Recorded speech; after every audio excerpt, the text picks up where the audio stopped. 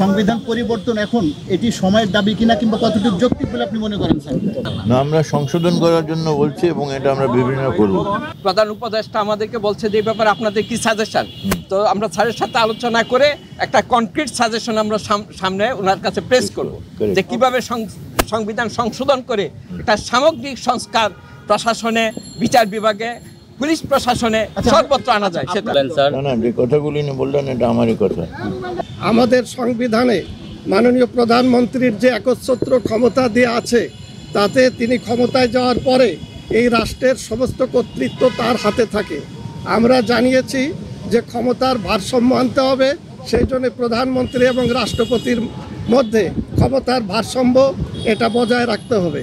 পাশাপাশি যেই তত্ত্বাবধায়ক সরকারের জন্যে আমরা আন্দোলন করেছিলাম, বুকের রক্ত দিয়ে অনেকেই এই তত্ত্বাবধায়ক সরকার সংবিধানে প্রতিষ্ঠিত করেছিল, কিন্তু বিগত সময়ে শেখ হাসিনার নেতৃত্বে সরকার সেই তত্ত্বাবধায়ক সরকার বাতিল করে দেয়।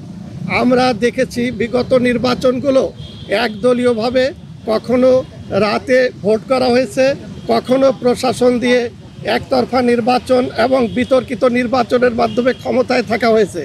সংবিধানের জনগণকে যে মৌলিক অধিকার দেওয়া হয়েছে যে রাষ্ট্রের মালিক জনগণ এবং ভোটাধিকারের মাধ্যমে সে রাষ্ট্রীয় ক্ষমতায় যাবে, সেই অধিকারকে কেড়ে নেওয়া হয়েছিল।